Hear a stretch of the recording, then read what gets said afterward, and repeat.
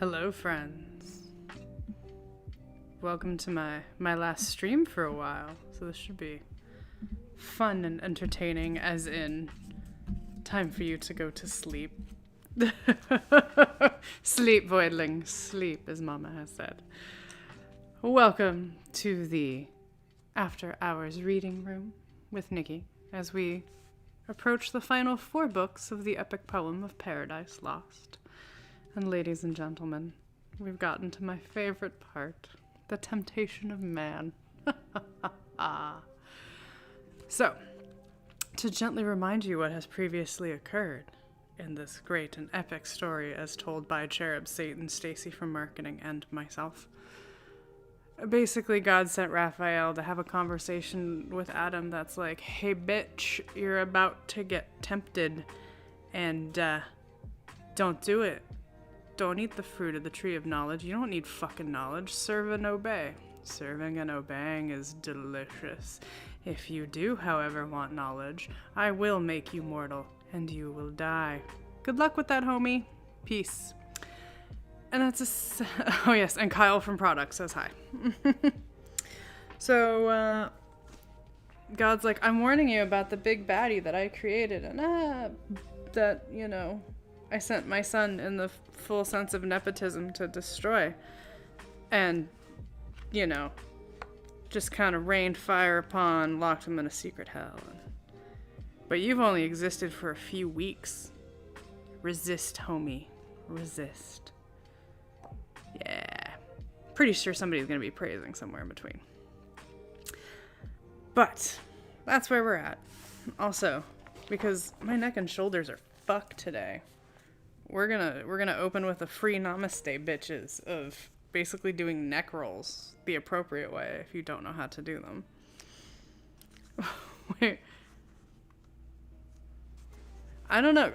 Like, Kyle, I don't think works in the product department for, like, the fruit of knowledge of good of evil. It depends on the kind of company they're running. We can get to that when we get there.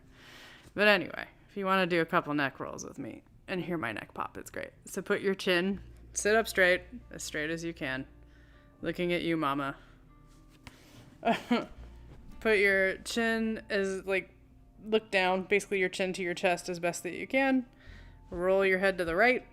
By basically meaning you're trying to put your ear onto your shoulder. Do that slowly. And then keep rolling to the right by putting the back of your head on the back of your neck, if that makes sense. Keep going until you put your left ear on your left shoulder. Stretch out that right side. And then try and continue going, you know, same direction. And put your chin back to your chest. Now go the other way. You try and put your left ear on your left shoulder. And then you're going to try and look up and go, God fucking damn it, why didn't I get the wish pull that I wanted? Because I got fucking wish blocked by Raphael. And then roll your head to the right shoulder. So right ear to right shoulder. Be like, God fucking damn it. And then put your chin back down on your chest and go, fuck, Carter. Yeah. And that's top. Alright. Yay, good stretches. My lamp is recharged, so I'm good. Are we ready to get into this? Get cozy. Get your drinks. Be fabulous. It is time. I expect you all to be asleep in 20 minutes. The soundboard is active. The cozy cafe is active. Yep. Chocobos are active. And as always, each book starts with its opening argument. We are on book 9. I will do 9 and 10 tonight, I think. I'm hoping. So we got 2 more readings. There is, by the way, a lovely engraving you can follow along at home with. It is The Temptation of Eve, of course. Book 9 is, nearly 1,200 lines. So let's go. And as in tradition, the opening argument shall be read as Stacy from marketing. Let me know if the beats are good, if the audio is good. Otherwise, like, subscribe, fall asleep. That's what we're here for. Ba-ba. Satan, having compassed the earth with meditated guile, returns as a mist by night into paradise, and enters into the serpent sleeping. Adam and Eve in the morning go forth to their labors, which Eve proposes to divide in several places, each laboring apart. Adam consents not, 'cause he's a fucking dick and just wants to observe his, quote, woman, alleging the danger lest the enemy of whom they were forewarned should attempt her found alone. Eve, loth to be thought not circumspect or firm enough, urges her going apart, the rather desirous to make trial of her strength. Adam at last yields. The serpent finds her alone, his subtle approach, first gazing, then speaking, with much flattery, extols Eve above all other creatures. Eve, wondering to hear the serpent speak, asks how he attained to human speech and such understanding. Not till now. The serpent answers that by tasting of a certain tree in the garden, he attained both to speech and reason, till then void of both. Eve requires him to bring her to the tree, and finds it to be the tree of knowledge forbidden. The serpent, now grown bolder with many wiles and arguments, induces her at length to eat. She, pleased with the taste, deliberates a while whether to impart thereof to Adam or not, at last brings him of the fruit, relates what's persuaded her to eat thereof. Adam, at first amazed, but perceiving her lost, resolves through vehemence of love to perish with her, and, extenuating the trespass, eats also of the fruit.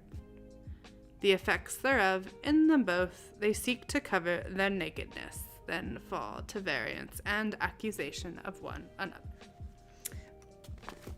Of course, they blame the lady. Hi, Iris. We're just about to start book 9. Okay, let me adjust my boop. Alright. You know how much I love me a good Satan reading. This is gonna be fun. Satan-y. Great on a Sunday.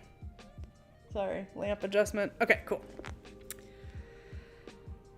No more of talk, where God or angel guest with man, as with his friend familiar used to sit indulged, and with him partake rural repast, permitting him the while venial discourse unblamed. I now must change those notes to tragic, foul distrust and breach disloyal on the part of man, revolt and disobedience. On the part of heaven now alienated, distance and distaste, anger and just rebuke and judgment given, that brought into this world a world woe, sin and her shadow death, and misery death's harbinger. Sad task, yet argument not less but more heroic than the wrath of stern Achilles on the foe pursued, thrice fugitive, about Troy wall, or rage of Turnus for Lavinia disposed, or Neptune's ire, or Juno's, that so long perplexed the Greek and Scythia's son, if answerable style I can obtain of my celestial patroness, who deigns her nightly visitation unimplored, and dictates to me slumbering, or inspires easy my unpremeditated verse. Since first the subject for heroic song pleased me, long choosing and beginning late, not sedulous by nature or indite wars, heareth too the only argument. By the way, if you're trying to figure this out, this is the narrator. Heroic deem, chief mastery to dissect with long and tedious havoc, fabled knights and battles feigned, the better fortitude of patience and heroic martyrdom unsung, or to describe races and games, or tilting furniture and blazoned shields, impresses quaint comparisons and steeds, bases and tinsel trappings, gorgeous knights at joust and tournament, then marshalled feast, served up in hall with sewers and sandshawls, the skill of artifice or office mean, not that which justly gives heroic name to person or to poem. Me, of these nor skilled nor studious higher argument remains, sufficient of itself to raise that name, unless an age too late, or cold climate, or years, damp my intending wing depressed, and much they may, if all be mine, not hers who brings it nightly to my ear. The sun was sunk, and after him the star of Hesperus, whose office is to bring twilight upon the earth, short arbiter twixt day and night, and now from end to end night's hemisphere had veiled the horizon round, when Satan, who late fled before the threats of Gabriel out of Eden, now improved in meditated fraud and malice, bent on man's destruction, grew what might hap of heavier on himself, fearless, returned. By night he fled, and at midnight returned from compassing the earth, cautious of day, since Uriel, regent of the sun, decried his entrance, and forewarned the cherubim that kept their watch. Thence, full of anguish driven, the space of 7 continued nights he rode with darkness. Thrice the equinoctial line he circled, 4 times crossed the car of night from pole to pole, traversing each color. Of the 8th returned, and on the coast averse from entrance or cherubic watch, by stealth, found unsuspected way. There was a place, now not, though sin, not time, first wrought the change, where Tigris at the foot of paradise into a gulf shot underground, till part rose up a fountain by the tree of life, and with the river sunk, and with it rose Satan, involved in rising mist, then sought where to lie hid. Sea he had searched, and land from Eden over Pontus, and the pool Matois, up beyond the river Ob, downward as far Antarctic, and in length west of Ornates, to the ocean barred at Darien, thence to the land where flows Ganges and Indus.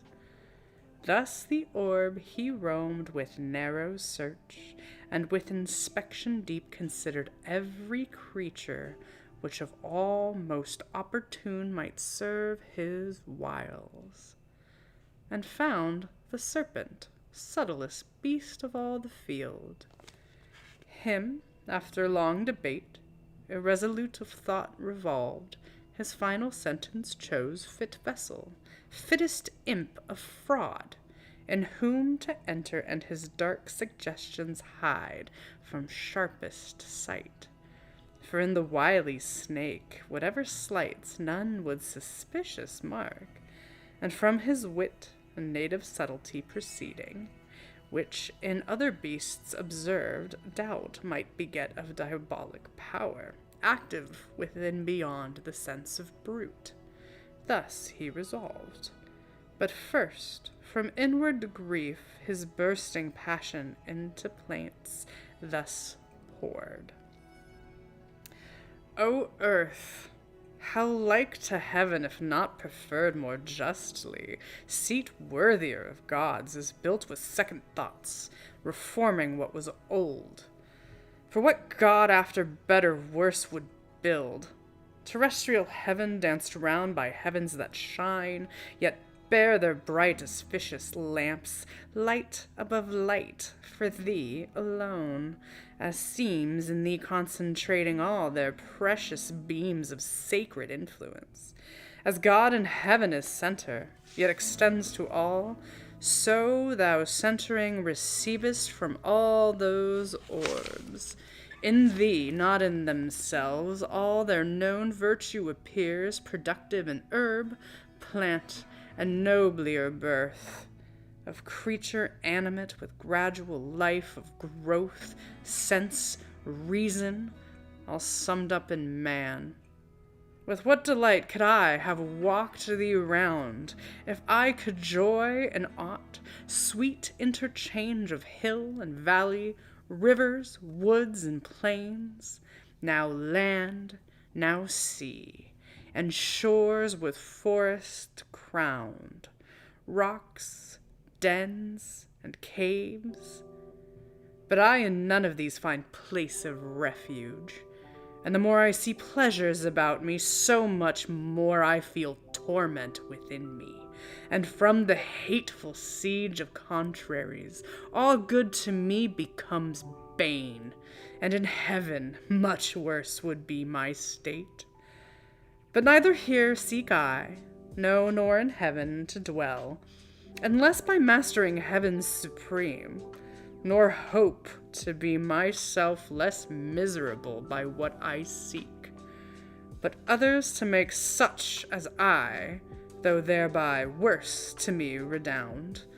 For only in destroying I find ease to my relentless thoughts, and him destroyed, or one to what may work his utter loss, for whom all this was made, all this will soon follow, as to him linked in weal and woe. And woe, then, that destruction wide may range.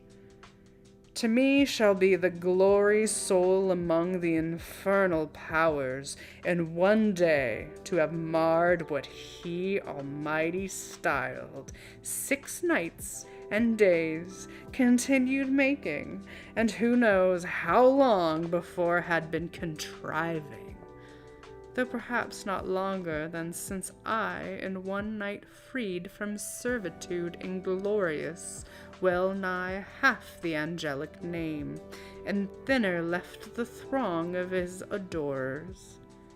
He to be avenged, and to repair his numbers thus impaired, whether such virtue spent of old now failed more angels to create, if they at last are his created, or to spite us more, determined to advance into our room, a creature formed of earth, and him endow, exalted from so base original, with heavenly spoils, our spoils.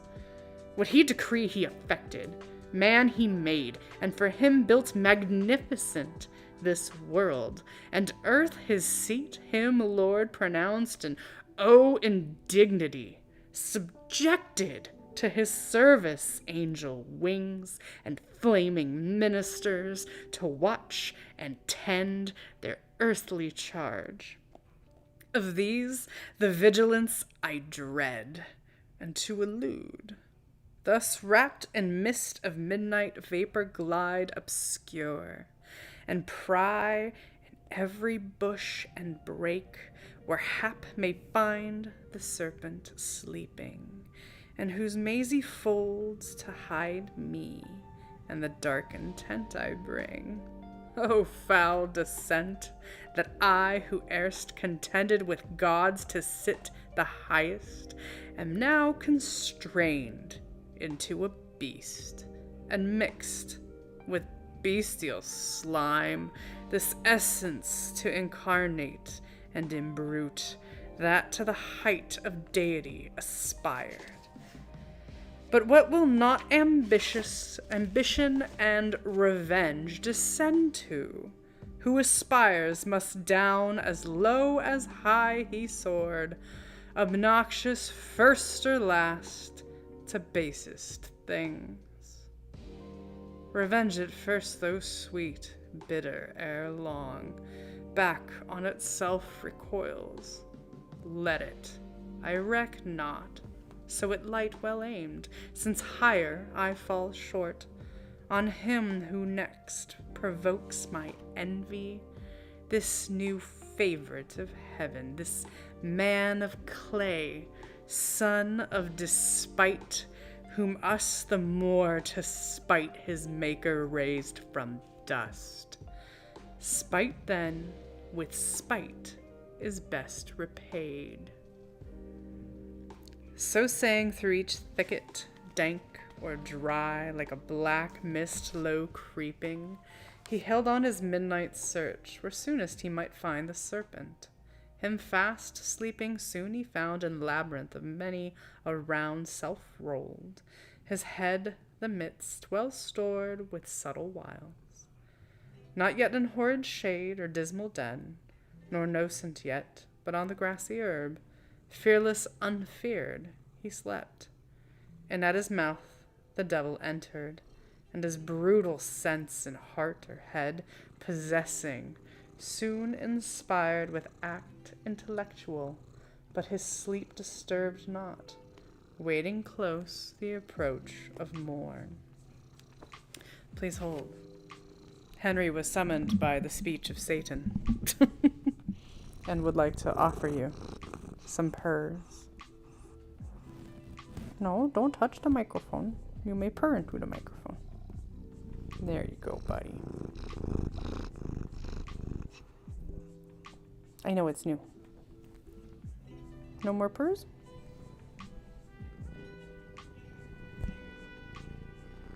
I know. That's a good kitty. We really gotta get a kitty cam. But you move so often. You would have to sit in one spot, buddy. Alright. So Satan's found himself a serpent. He mad.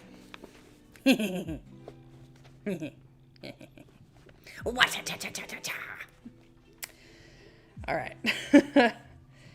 Now, when the sacred light began to dawn in Eden on the humid flowers that breathe their morning incense, when all things that breathe from the earth's great altar send up silent praise to the Creator, take a shot, call the praise of the Creator, and his nostrils fill with grateful smell, forth came the human pair, and joined their vocal worship to the choir of creatures wanting voice, that done partake the season, prime for sweetest scents and airs, then commune how that day they best may ply their growing work. For much their work outgrew, their hands dispatched the two gardening so wide, and Eve first to her husband thus began. Adam, well may we labor still to dress this garden, still we tend plant, herb, and flower, our pleasant task enjoyed. But till more hands aid us, the work under our labor grows, luxurious by restraint. What we by day lop overgrown, or prune, or prop, or bind, one night or two with wanton growth derides, tending to wild. Thou therefore now advise, or hear what to my mind first thought present. Let us divide our labors, thou where choice leads thee, and where most needs, whether to wind the woodbine round the arbor, or direct the clasping ivy where to climb, while I, in yonder spring of roses intermixed with myrtle, find what to redress till noon. For while so near each other thus all day our task we choose, what wonder if so near look intervene, and smiles, or object new casual discourse draw on, which intermits our day's work brought to little, though begun early, and the hour of supper comes unearned. To whom mild answer Adam thus returned. Soul Eve, associate soul. By the way, this is soul like S-O-L-E, like singular. To me beyond compare, above all living creatures dear. This sounds like he's love bombing. Well hast thou motioned, well thy thoughts employed, how we might well fulfill the work which here God hath assigned us, nor of me shalt pass unpraised, for nothing lovelier can be found in woman than to study household good. Oh God, this hurts to read. I can do it. Then household good, and good works in her husband to promote, yet not so strictly hath our Lord imposed labor as to debar us when we need refreshment, whether food or talk between, food of the mind, or the sweet intercourse of looks and smiles. For smiles from reason flow to brute denied, and are of love the food, love not the lowest end of human life. For not so irksome toil, but to delight he made us, and delight to reason joined these paths and bowers. Doubt not but our joint hands will keep from wilderness with ease, as wide as we need walk, till younger hands ere long assist us. But if much converse perhaps thee satiate, to short absence I could yield, for solitude sometimes is best society, and short retirement urges sweet return. But other doubt possesses me, lest harm befall thee served from me.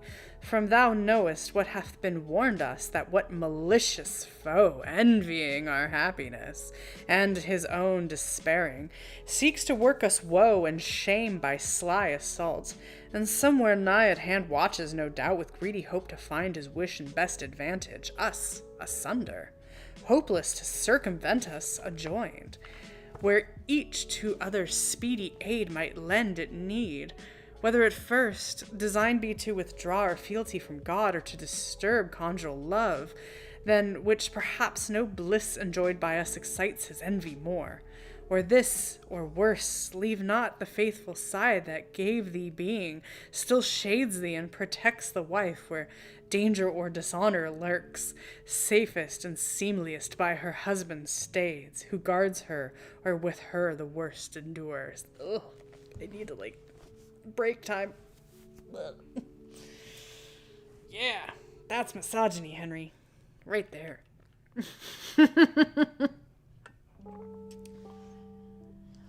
Ugh. Take a sip, y'all. Take a shot. How dare you go beyond me, you beautiful lady who can't protect herself. I must protect you because there's a bad man who's coming to interrupt us. I like a voyeur. That's Adam summed up right there. To whom the virgin majesty of Eve, I've never had to say the phrase virgin majesty before, as one who loves and some unkindness meets, with sweet austere composure thus replied: Offspring of heaven and earth, and all earth's lord, that such an enemy we have, who seeks our ruin, both by the informed I learned, and from the parting angel overheard, as in shady nook I stood behind, just then returned at the shut of evening flowers. But that thou shouldest my firmness therefore doubt to God or thee, because we have a foe may tempt it, I expected not to hear. His violence thou fearest not, being such as we, not capable of death or Pam, can either not receive or can repel. His fraud is then thy fear, which plain infers thy equal fear, and my firm faith and love can by this fraud be shaken or seduced. Thoughts which how found they harbor in thy breast, Adam, misthought of her to thee so dear? To whom with healing words Adam replied. She's like, bitch, you don't trust me? I love translating 50 lines of prose into a sentence. Or poetry into a sentence. Alright. To whom, with healing words, Adam basically, I fucked up, let me make it right, replied, Daughter of God and man, immortal Eve, for such thou art from sin and blame entire. Not difficulty of thee do I dissuade thy absence from my sight, but to avoid the attempt itself, intended by our foe. For he who tempts, though in vain, at least aspires the tempted with dishonor foul, supposed not incorruptible of faith, not proof against temptation. Thou thyself with scorn and anger wouldest resent the offering wrong. Though ineffectual found, misdeem not then, in such affront I labor to aver. From thee alone, which on us both at once the enemy, though bold, will hardly dare, or daring first on me the assault shall light, nor thou his malice and false guile contemn. Subtle he needs must be, who could seduce angels, nor thinks superfluous others' aid. I, from the influence of thy looks receive, assess in every virtue. In thy sight more wise, more watchful, stronger, if need were of outward strength. While shame, thou looking on, shame to be overcome or overreached, with utmost vigor raise, and raised unite. Why shouldst not thou like sense within thee feel when I am present, and thou trial choose with me, best witness of thy virtue tried? So spake domestic Adam in his care and matrimonial love. But Eve, who thought less attributed to her faith sincere, thus her reply with accent sweet renewed. If this be our condition, thus to dwell in narrow circuit straitened by a foe, subtle or violent, we not endured single like defense, wherever met, how are we happy still in fear of harm? But harm precedes not sin. Only our foe tempting affronts us with his foul esteem and of our integrity. His foul esteem sticks no dishonor on our front, but turns foul on himself. Then wherefore shunned or feared by us? Who rather double honor gained from his surmise proved false, find peace within, favor from heaven, our witness from the event. And what is faith, love, virtue, unassayed, alone, without exterior help sustained? Let us not then suspect our happy state left so imperfect by the Maker wise, as not secured as single or combined. Frail is our happiness, if this be so, and Eden were no Eden thus exposed. To whom thus Adam fervently replied. Oh God. Guys, I'm having a real hard time with Adam. I'm having a real hard time with Adam. I need a minute. Henry, I need help. Frost, I need a chocobo. I need something. I feel like everyone fell asleep and I'm alone reading misogyny. It's okay, Henry. We can do it. We got this. Thanks, Frost. Oh, okay. This is the line. Oh, woman. It's like the first time out of like, I have 4 lines left on this page and I think he calls her woman like 3 more times. I'm okay. Oh, woman, best are all things as the will of God ordained them. His creating hand, nothing imperfect or deficient left of all that he created, much less man. Thank you, I do need to hydrate after these lines. Or aught that might be happy state secure from outward force. Within himself the danger lies, yet lies within his power. Against his will he can receive no harm, but God left free the will. For what obeys reason is free, and reason he made right. But bid her well beware, and still erect, lest by some appearing good surprise she dictate false, and misinform the will to do what God expressly hath forbid. Not then mistrust, but tender love enjoins, that I should mind thee oft, and mind thou me. Firm we subsist, yet possible to swerve, since reason not impossibly may meet some specious object by the foe subjoined, and fall into deception unaware, not keeping strictest watch, as she was warned. Seek not temptation then, which to avoid were better, and most likely, if from me thou sever not, trial will come unsought. Wouldst thou approve thy constancy? Approve first thy obedience? The other who can know, not seeing thee attempted, who attest? But if thou think trial unsought may find us both secure, then thus warned thou seemest, go. For thy stay, not free absence thee more. Go in thy native innocence. Rely on what thou hast of virtue. Summon all. For God towards thee hath done his part. Do thine. It hurts me. Grab some water.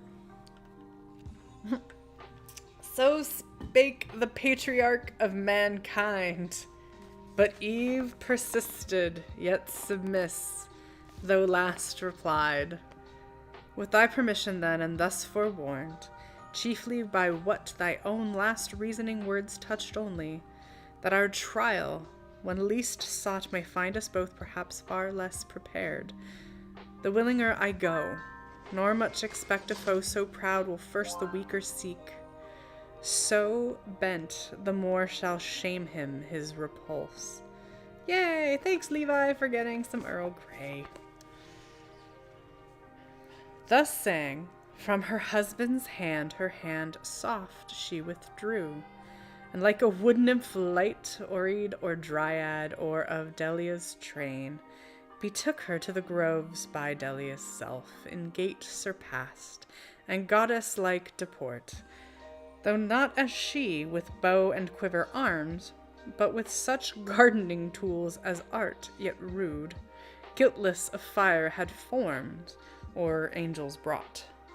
To Pales or Pomona thus adorned, like as she seemed Pomona when she fled Vertumnus, or to Ceres in her prime, yet virgin of Persephone from Jove. Her long with ardent look his eye pursued, delighted, but desiring more her to stay. Oft he to her his charge of quick return repeated, she to him as oft engaged to be returned by noon amid the bower, and all things in best order to invite noontime repast or afternoon's repose. O much deceived, much failing, hapless eve of thy presumed returned, event perverse! Thou never from that hour in paradise foundest either sweet repast or sound repose. Such ambush hid among sweet flowers and shades waited with hellish rancor, imminent to intercept thy way, or send thee back, despoiled of innocence, of faith, of bliss. For now, and since first break of dawn, the fiend, mere serpent in appearance, forth was come and on his quest where likeliest the mighty find the only two mankind, but in them the whole included race, his purposed prey. In bower and field he sought, where any tuft of grove or garden plot more pleasant lay, their tendance or plantation for delight. By fountain or by shady rivulet, he sought them both, but wished his hap might find Eve separate. He wished, but not with hope of what so seldom chanced, when to his wish beyond his hope, Eve separate he spies, veiled in a cloud of fragrance, where she stood, half spied, so thick the roses bushing round about her glowed, oft stooping to support each flower of slender stalk, whose head, though gay carnation, purple, azure, so specked with gold, hung drooping, unsustained. Them she upstays gently with myrtle band, mindless the while herself, though fairest unsupported flower, from her best prop so far, and storms so nigh. Nearer he drew, and many a walk traversed, of stateliest covert, cedar, pine, or palm, then voluble and bold, now hid, now seen, among thicket woven arborets and flowers embroidered on each bank, the hand of Eve. Spot more delicious than those gardens feigned, or of revived Adonis, or renowned Elysius, host of old Laertes' son, or that, not mystic, where the sapient king held dalliance with his fair Egyptian spouse. Much he the place admired, the person more, as one who long in populous city pent, where houses thick and sewers annoy the air, forth issuing on a summer's morn, to breathe among the pleasant villages and farms adjoined, from each thing meant conceives delight, the smell of grain, or tedded grass, or kine, or dairy, each rural sight, each rural sound. If chance with nymph-like step fair virgin pass, what pleasing seemed, for her now pleases more, she most, and in her look sums all delight. Such pleasure took the serpent to behold this flowery plat, the sweet recess of Eve thus early, thus alone, her heavenly form angelic, but more soft and feminine, her graceful innocence, her every air of gesture or least action overawed his malice, and with rapine sweet bereaved his fierceness of the fierce intent it brought. That space the evil one abstracted stood from his own evil, and for the time remained stupidly good, of eminent disarmed of guile, of hate, of envy, of revenge, but the hot hell that always in him burns, though in mid-heaven, soon ended his delight, and tortures him now more, the more he sees of pleasure not for him ordained. Then soon fierce hate he recollects, and all his thoughts of mischief, gradulating thus, excites. Thoughts, whither have you... Sorry, this is like, oh, this is fun. Satan's like, you're kind of cool. Now I will end you more. Thoughts, whither have ye led me? With what sweet compulsion thus transported to forget what hither brought us? Hate, not love, nor hope of paradise for hell. Hope here to taste of pleasure, and all pleasure to destroy, save what is in destroying. Other joy to me is lost. Then let me not let pass occasion which now smiles. Behold alone the woman, opportune to all attempts. Her husband, for I view far round, not nigh, whose higher intellectual more I shun, and strength of courage haughty, and of limb heroic built, though of terrestrial mould, foe not informidable, exempt from wound, I not, so much hath hell debased, and pain enfeebled me to what I was in heaven. She fair, divinely fair, fit love for gods, not terrible, though terror be in love and beauty, not approached by stronger hate, stronger under show of love well feigned, the way which to her ruin now I tend. So spake the enemy of mankind, enclosed in serpent, inmate bad, and toward Eve addressed his way, not with indented wave, prone on the ground, as since, but on his rear, circular base of rising folds that towered fold above fold, a surging maze, his head crested aloft, and carbuncle his eyes, with burnished neck of verdant gold, erect amidst his circling spires, that on the grass floated redundant. Pleasing was his shape, and lovely, never since of serpent kind lovelier, nor those that in Illyria changed Hermione and Cadmus, or the god of Epidaurus, nor to which transformed Amomian Jove, or Capitoline as seen, he with Olympias, this with her who bore Spicio, the height of Rome, with tract oblique at first, as one who sought excess, but feared to interrupt. Sidelong he works his way, as when a ship by skillful steersmen wrought, nigh river's mouth or foreland, where the wind veers oft so steers and shifts her sails, so varied he, and of his tortuous train curled many a wanton wreath in sight of Eve, to lure her eye. She busied heard the sound of rustling leaves, but minded not, as used to such disport before her thought the field, from every every beef. She went after every cow, every beast, more duteous at her call than the Circean call the herd disguised.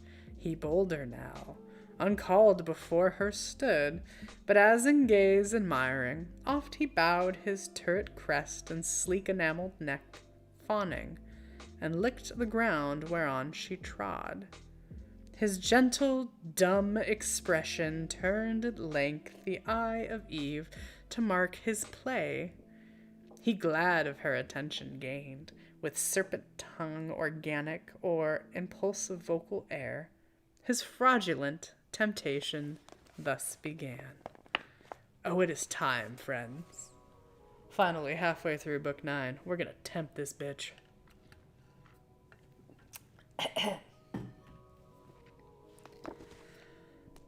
Wonder not, sovereign mistress, if perhaps thou canst, who art sole wonder. Much less arm thy looks, the heaven of mildness, which disdain displeased that I approach thee thus and gaze and satiate. I thus single, nor have feared thy awful brow, more awful thus retired. Fairest resemblance of thy maker fair, thee all things living gaze on, all things thine by gift, and thy celestial beauty adore with ravishment beheld where their best beheld were universally admired. But here in this enclosure wild, these beasts among beholders rude, and shallow to discern half what in thee is fair, one man except, who sees thee? And what is one who shouldn't be seen a goddess among gods, adored and served by angels numberless, thy daily train? So glozed the tempter, and his poem tuned, and to the heart of Eve his words made way, though at the voice much marveling, at length not unamazed, she thus in answer spake. What may this mean? Language of man pronounced by tongue of brute, and human sense expressed? The first at least of these I thought denied to beast, whom God on the creation day created mute to all articulate sound. The latter I demur, for in their looks much reason, and in their actions oft appears the serpent. Subtlest beast of all the field I knew, but not with human voice imbued. Redouble then this miracle, and say how camest thou speakable of mute, and how to me so friendly grown above the rest of brutal kind, that daily are in sight, save for such wonder claims attention due. To whom the guileful tempter thus replied.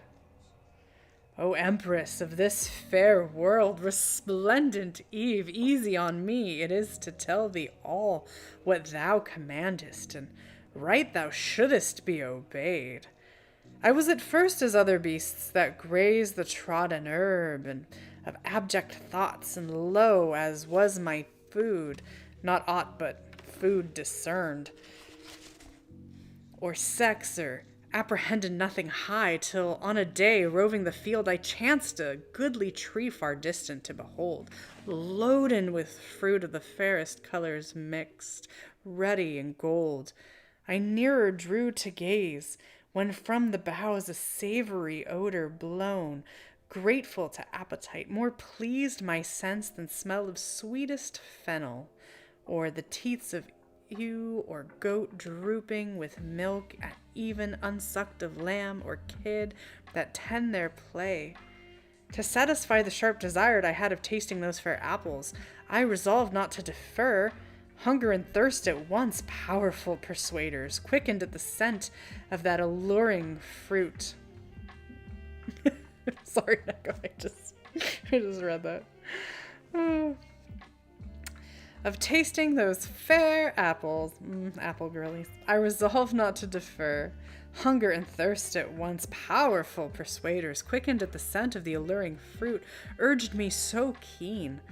About the mossy trunk I wound me soon, for high from ground the branches would require thy utmost reach, or atoms, Round the tree all other beasts that saw, with like desire, longing, and envying stood, but could not reach amid the tree now got, where plenty hung tempting so nigh. To pluck and eat my fill I spared not, for such pleasure till that hour it feed or fountain never had I found. Sated at length, ere long I might perceive strange alteration to me, to degree of reason in my inward powers, and speech wanted not long, though to this shape retained. Thence to my speculations high or deep I turned my thoughts, and with capricious mind considered all things visible in heaven, or earth, or middle, all things fair and good, but all that fair and good in thy divine semblance and in thy beauty's heavenly ray united I beheld. No fair to thine equivalent or second, which compelled me thus, though inopportune perhaps, to come and gaze and worship thee of right declared sovereign of creatures, universal dame. So talked the spirited sly snake, and Eve, yet more amazed, unwary thus replied: Serpent, thy overpraising leaves in doubt the virtue of that fruit in thee first proved. But say, where grows the tree, from whence, how far? How many of the trees of God that grow in paradise and various yet unknown to us, in such abundance lies our choice, as leaves a greater store of fruit untouched, still hanging incorruptible, till men grow up to their provisions, and more hands help to disburden nature of her breath. To whom the wildly adder, blithe and glad: O Empress, the way is ready, and not long. Beyond a row of myrtles, on a flat, fast by a fountain, one small thicket past of blowing myrrh and balm. If thou accept my conduct, I can bring thee thither soon. Well, lead then, said Eve. He, leading, swiftly rolled in tangles, and made intricate seem straight, to mischief swift. Hope elevates, and joy brightens his crest, as when a wandering fire, compact of unquenched vapor, which the night condenses, and the cold environs round, kindled through agitation to a flame, which oft, they say, some evil spirit attends, hovering and blazing with the convulsive light, misleads the amazed night wanderer from his way, through bogs and mires, and off through pond or pool, there swallowed up and lost from succor far. So glistered the dire snake, and into fraud led Eve, our credulous mother, to the tree of prohibition, root of all our woe, which when she saw, thus to her guide she spake: Serpent, we might have spared our coming hither. Fruitless to me, though fruit be here to excess.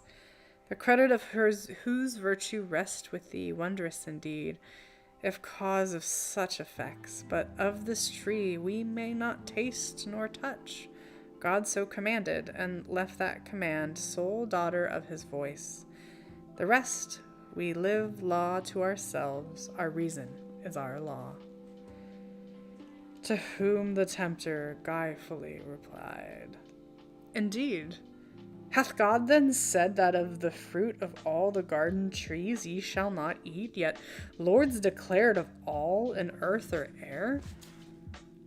To whom thus Eve, yet sinless: Of the fruit of each tree in the garden we may eat, but of the fruit of this fair tree, amidst the garden, God hath said, Ye shall not eat therefore, nor shall ye touch it, lest ye die.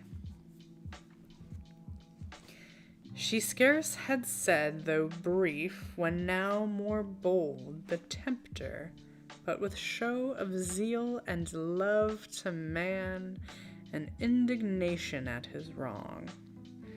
New parts puts on, and as to passion moved, fluctuates disturbed, yet comely, and in act raised, as some great matter to begin. As when of old some orator renowned in Athens or free Rome, where eloquence flourished, since mute to some great cause addressed, stood in himself collected, while each part, motion, each act, one audience ere the tongue, sometimes in height began, as no delay or preface brooking through his zeal of right, so standing, moving, or to height upgrown, the tempter all impassioned thus began. O sacred, wise, and wisdom-giving plant, mother of science, now I feel thy power within me clear, not only to discern things in their causes, but to trace the ways of highest agents, deemed however wise, queen of this universe. Do not believe those rigid threats of death. Ye shall not die. How should ye by the fruit? It gives you life to knowledge. But the threatener? Look on me who have touched and tasted, yet both live, and life more perfect have attained than fate meant me, by venturing higher than my lot. Shall that be shut to man, which to the beast is open, or will God incense his ire for such a petty trespass, and not praise rather your dauntless virtue, whom the pain of death denounced, whatever thing death be, deterred from not achieving what might lead to happier life, knowledge of good and evil, of good how just, of evil if what is evil be real, why not known, since easier shunned? God therefore cannot hurt ye, and be just. Not just, not God, not feared them, nor obeyed. Your fear itself of death removes the fear. Why then was this forbid? Why but to awe? Why but to keep you low and ignorant, his worshippers? He knows that in the day ye eat thereof, your eyes that seem so clear, yet are but dim, shall perfectly be then opened and cleared, and ye shall be as gods, knowing both good and evil as they know. That ye shall be as gods, since I, as man, eternal man, but not proportion meet, I of brute human, ye of human gods. So ye shall die, perhaps, by putting off human, to put on gods, death to be wished, though threatened, which no worse than this can bring. And what are gods that man may not become as they, participating godlike food? The gods are first, and that advantage use on our belief that all from them proceeds. I question it. For this fair earth I see warmed by the sun, producing every kind, them nothing, if they all things who enclosed knowledge of good and evil in this tree, that whoso eats thereof forthwith attains wisdom without their leave? And wherein lies the offense, that man should thus attain to know? What can your knowledge hurt him, or this tree impart against his will, if all be his? Or is it envy? And can envy dwell in heavenly breasts? These and many more causes import your need of this fair fruit. God is humane.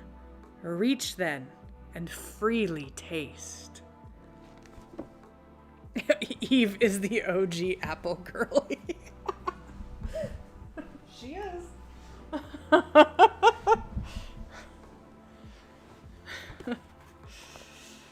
He ended, and his words replete with guile, into her heart too easy entrance won. Fixed on the fruit she gazed, which to behold might tempt alone, and in her ears the sound yet rung of his pervasive words, impregnated with reason, to her seeming, and with truth. Meanwhile, the hour of noon drew on, and waked an eager appetite, raised by the smell so savory of that fruit, which with desire, inclinable now grown to touch or taste, solicited her longing eye. Yet first, pausing a while, thus she mused. By the way, this is now the time to go find your lovely William Blake etching of The Temptation of Eve. Also, Neko, I'm in firm agreement. Solid arguments, not gonna lie. Great are thy virtues, doubtless, best of fruits, though kept from man, and worthy to be admired, whose taste, who long forborne, at first essay gave elocution to the mute, and taught the tongue not made for speech to speak thy praise. Thy praise he also, who forbids thy use, conceals not from us, naming thee the tree of knowledge. Knowledge both of good and evil forbids us then to taste, but his forbidding commends thee more, while it infers the good by thee communicated in our want. For good unknown, sure it is not had, or had and yet unknown, is as not had at all. In plain, then, what forbids he but to know forbids us good, forbids us to be wise? Such prohibitions bind not, but if death binds us with afterbands, what profits then our inward freedom? In the day we eat of this fair fruit, our doom is, we shall die. How dire's the serpent? He hath eaten and lives, and knows, and speaks, and reasons, and discerns. Irrational till then. For us alone was death invented? Or to us denied this intellectual food for beasts reserved?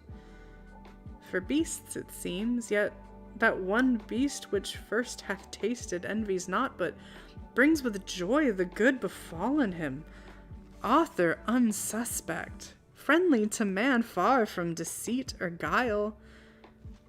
What fear I then? Rather, what know to fear under the ignorance of good and evil, of God or death, of law or penalty? Here grows the cure of all, this fruit divine, fair to the eye, inviting to the taste, of virtue to make wise. What hinders then to reach and feed at once both body and mind? Yes, let me show you. Hello, would you like to see my etchings? See, also logical thoughts. So saying, her rash hand an evil hour forth reaching to the fruit she plucked, she ate. Earth felt the wound, and nature from her seat, sighing through all her works, gave signs of woe that all was lost. Back to the thicket slunk the guilty serpent, and well might, for Eve, intent now wholly on her taste, not else regarded such delight till then as seemed in fruit she never tasted, whether true or fancied so, through expectation high of knowledge, nor was Godhead from her thought. Greedily she engorged without restraint, and knew not eating death, satiate at length and heightened as with wine and boon. Thus to herself she pleasingly began. It's like the first hit of cocaine. O sovereign, virtuous, precious of all trees in paradise, of operation blessed to sapience, hereto obscured and famed, and thy fair fruit let hang as to no end created, but Henceforth my early care, not without song, each morning and due praise, shall tend thee, and the fertile burden, ease of thy branches offered free to all, till dieted by thee I grow mature in knowledge, as the gods who all things know, though others envy what they cannot give. For had the gift been theirs, it had not here thus grown. Experience. Next to thee I owe best guide, not following thee I had remained in ignorance. Thou openst wisdom's way, and givest access, though secret she retire. And I perhaps am secret. Heaven is high, high and remote to see from thence distinct each thing on earth. And other care perhaps may have diverted from continual watch our great forbidder, safe, and all his spies about him.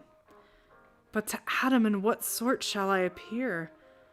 Shall I to him make known and yet my change, and give him to partake full happiness with me? Or rather not, but keep the odds of knowledge my power without co-partner? So to add what wants in female sex, the more to draw his love and render me more equal, and perhaps a thing not undesirable, sometime superior. For inferior, who is free? This may be well, but what if God have seen and death ensue? Then I shall be no more, and Adam, wedded to another Eve, shall live with her enjoying. I extinct, a death to think. Confirmed then, I resolve, Adam shall share with me in bliss or woe. So dear I love him, that with him all deaths I could endure, without him live no life. So saying, from the tree her steps she turned, but first low reverence done as to the power that dwelt within, whose presence had infused into the plant sciential sap, derived from nectar, drink of gods.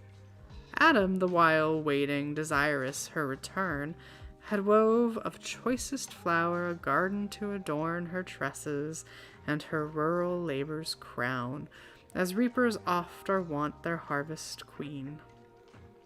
Great joy he promised to his thoughts, and new solace in her return so long delayed.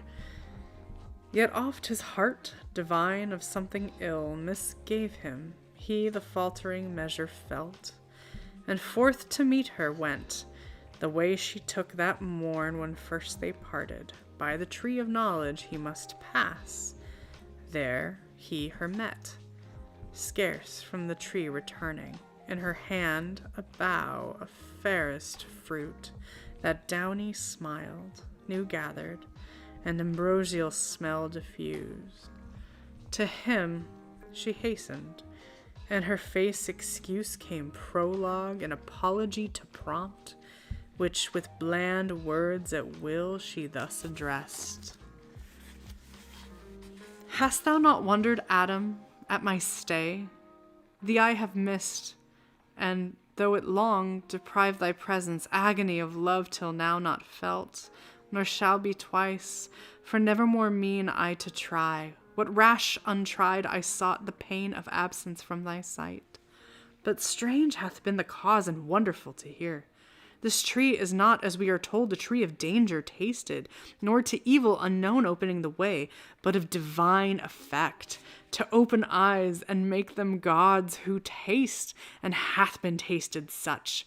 The serpent wise, or not restrained as we, or not obeying, hath eaten the fruit, and is become not dead, as we are threatened, but henceforth endued with human voice and human sense, reasoning to admiration, and with me pervasively hath so prevailed that I have also tasted, and have also found the effects to correspond.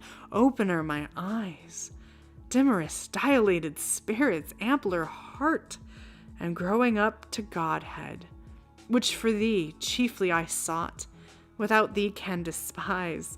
For bliss as thou hast part to me is bliss. tedious unshared with thee, and odious soon. Thou therefore also taste, that equal lot may join us, equal joy as equal love, lest thou not tasting, different degree to join us, and I then too late renounce deity for thee, when fate will not permit. Thus Eve, with countenance blithe, her story told, but in her cheek distemper flushing glowed. On the other side, Adam, soon as he heard the fatal trespass done by Eve, amazed, astonished, stood and blank, while horror chill ran through his veins, and all his joints relaxed. From his slack hand the garland wreathed for Eve down dropped, and all the faded roses shed. Speechless he stood and pale, till thus at length first to himself he inward silence broke. O fairest of creation, last and best of all God's works, creature in whom excelled whatever can to sight or thought be formed, holy, divine, good, amiable, or sweet, how art thou lost? How on a sudden lost, a face deflowered, now to death devote? Rather, how thou hast yield to transgress the strict forbiddance, how to violate the sacred fruit forbidden. Some cursed fraud of enemy hath beguiled thee, yet unknown, and me with thee hath ruined. For with thee certain my resolution is to die. How can I live without thee? How forgo thy sweet converse and love so dearly joined, to live again in these wild woods forlorn? Should God create another Eve, and I another rib afford, yet loss of thee would never from my heart. No, I feel the link of nature draw to me, flesh of flesh, bone of my bone thou art, and from thy state my never shall be parted, bliss or woe. That was the real mistake, my dear Eve, sharing anything with the guy. Echo. However, you Caleb girlies might be going, wait a minute. We're from the same source. Oh my god. That's so Garden of Eden-y. But that's a discussion for another time. So, having said, as one from sad dismay recomforted, and afterthoughts disturbed, submitting to what seemed remediless, thus in calm mood, his words to Eve he turned. Bold deed thou hast presumed, adventurous Eve, in peril great provoked, who thus hath dared, had it been only coveting to eye that sacred fruit, sacred to abstinence, much more to taste it under ban to touch, but past who can recall, or done undo? Not God omnipotent, nor fate, yet so perhaps thou shalt not die, perhaps the fact is not so heinous now, for tasted fruit, profaned first by the serpent, by him first made common, and unhallowed ere our taste, nor yet on him found deadly, yet he lives as thou saidst, and gains to live as man, higher degree of life, inducement strong to us, is likely tasting to obtain proportional assent, which cannot be but to be gods, or angels, demigods, nor can I think that God, creator wise, though threatening, will in earnest so destroy us his prime creatures, dignified so high, set over all his works, which in our fall for us created needs with us must fail, dependent made, so God shall uncreate, be frustrate, do, undo, and labor lose? Not well conceived of God, who, though his power creation could repeat, yet would be loath us to abolish, lest the adversary triumph and say, fickle their state whom God most favors, who can please him long? Me first he ruined, now mankind, whom will he next? Matter of scorn, not to be given the foe, however, I with thee have fixed my lot, certain to undergo like doom. If death consort with thee, death is to me as life. So forcible within my heart, I feel the bond of nature draw me to my own in thee. For what thou art is mine. Our state cannot be severed. We are one flesh. To lose thee were to lose oneself. So Adam, and thus Eve to him replied, O glorious trial of exceeding love, illustrious evidence example high, engaging me to emulate, but short of thy perfection, how shall I attain, Adam? From whose dear side I boast me sprung, and gladly of our union hear thee speak.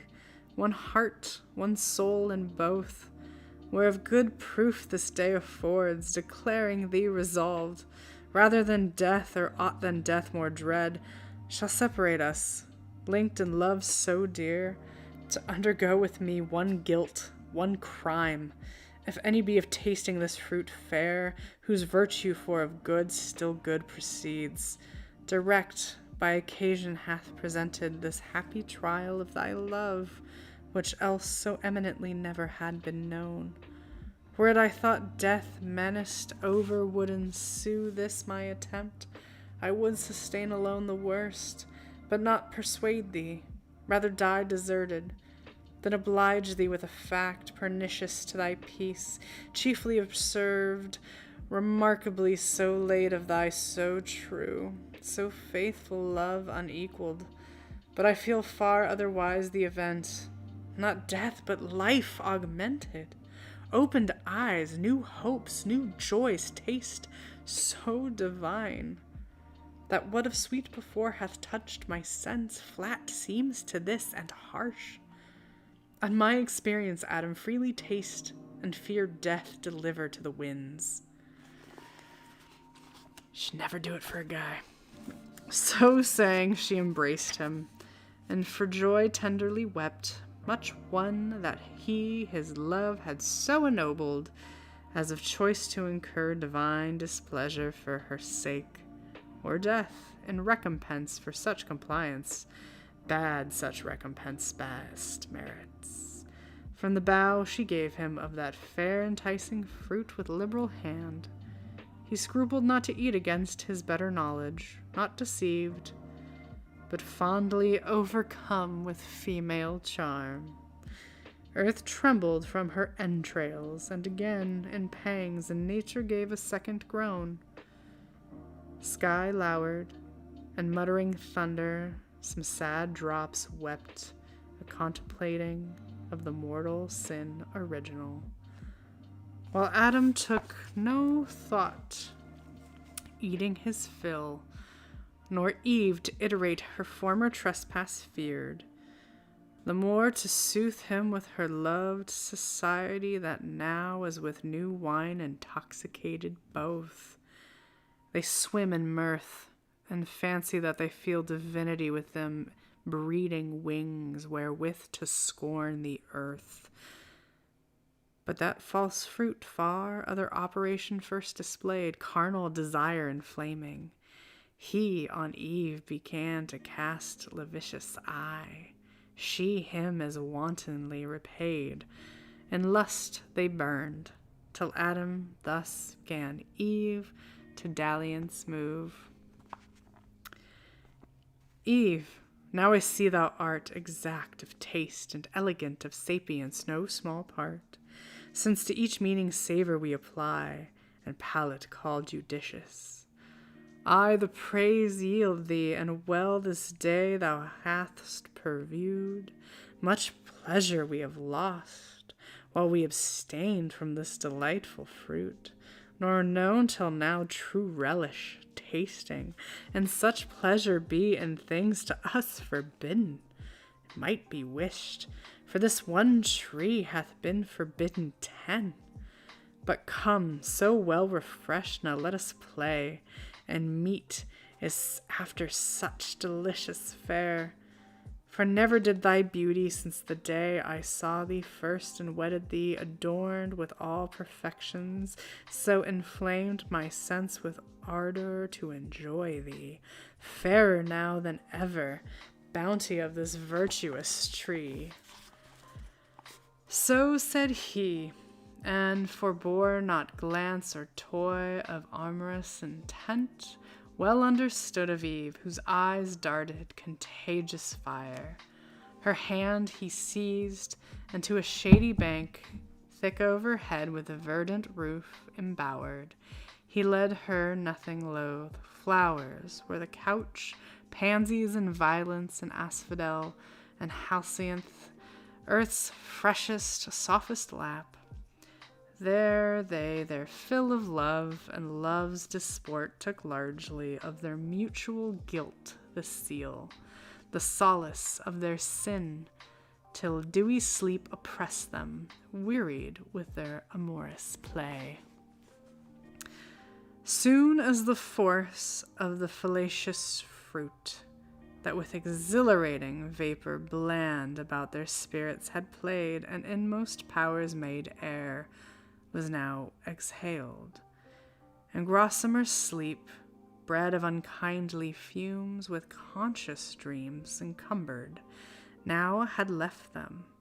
Up they rose as from unrest, and each the other viewing, soon found their eyes how opened, and their minds how darkened.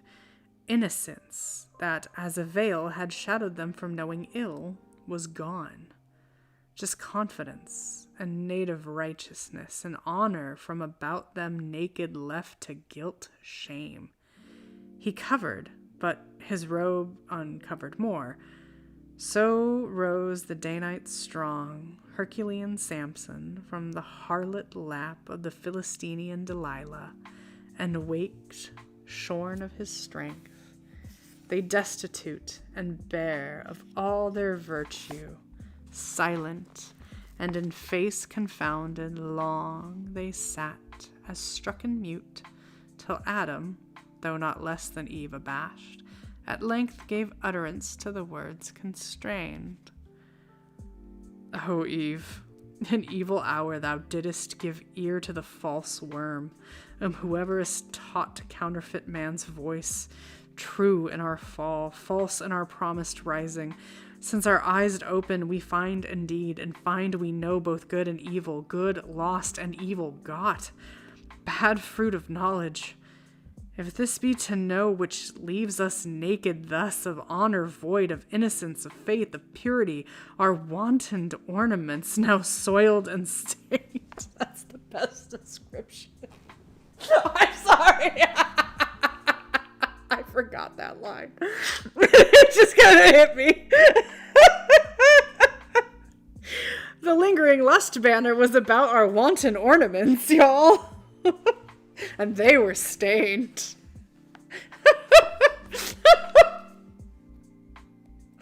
Okay, I'm proud of myself. I made it 1,070 lines straight-faced. I'm good.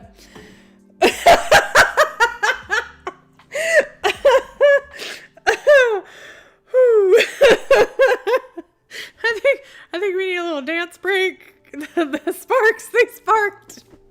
Hey, when it is epic poetry, it sparks easier. But I know what's happening in the scene, but that description is the best description of your jiggly bits ever. Hey ladies, on your period, how are your wanton ornaments? As the Discord server lined up.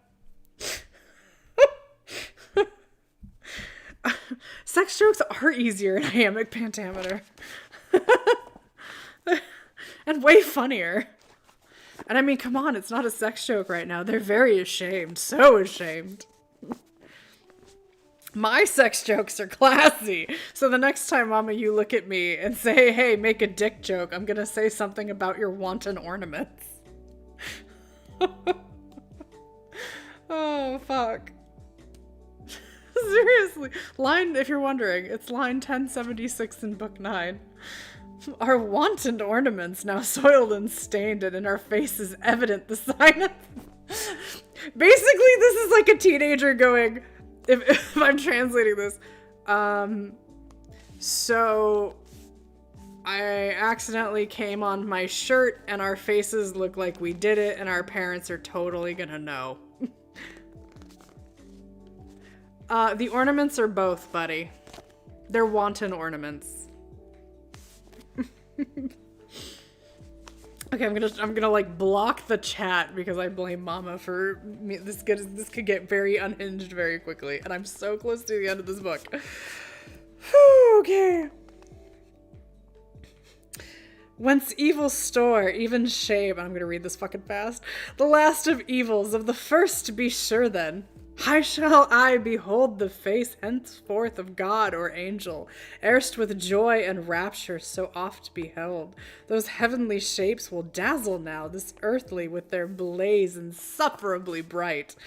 Oh, might I here in solitude live savage, in some glade obscured, where highest woods impenetrable to star or sunlight spread their umbrage broad and brown as evening. Cover me, yet pines, ye cedars, with covering pines. Ow, that's painful, buddy. With innumerable boughs, hide me, where I may never see them more, but let us now, as in bad plight, devise what best may for the present serve to hide the parts of each from other, that seem most to shame obnoxious, unseemliest seen. Some tree whose broad smooth leaves together sewed, as girded on our loins, may cover round those middle parts, that this newcomer shame there sit not and reproach us as unclean. To the fig leaves! Not the girded loins! I do like that he specifies smooth leaves. I just want to be very clear. The man is thinking that through. So counseled he, and both together went into the thickest wood. There soon they chose the fig tree, not the kind for fruit renowned, but such as to this day to Indians known, and Malabar and deacons spread her arms, branching so broad and long, that in the ground the bended twigs take root, and daughters grow about the mother tree, a pillared shade high overarched, and echoing walks between. They're off the Indian herdsman, shunning heat, shelters and cool, and tends his pasturing herds at loopholes cut through thickest shade. Those leaves they gathered, broad as Amazonian targe, and with what skill they had together sewed to gird their waist, vain covering if to hide their guilt and dreaded shame. Oh, how unlike to that first naked glory, such of late Columbus found the Americans so girt with feathered cincture, naked else and wild among the trees on isles and woody shores thus fenced, and as they thought their shame in part covered, but not at rest or ease of mind, they sat them down to weep. Not only tears rained at their eyes, but high winds worse within began to rise, high passions, anger, hate, mistrust, suspicion, discord, and shook sure their inward state of mind, calm region once and full of peace, now tossed and turbulent, for understanding ruled not, and the will heard not her lore, both in subjection now to sensual appetite, who from beneath, unsurprising over sovereign reason, claimed superior sways. From this distempered breast, Adam estranged in look and altered style, speech intermittent thus to Eve renewed. Someone fetch you the fainting couch. Everyone, clutch your Lemurian pearls.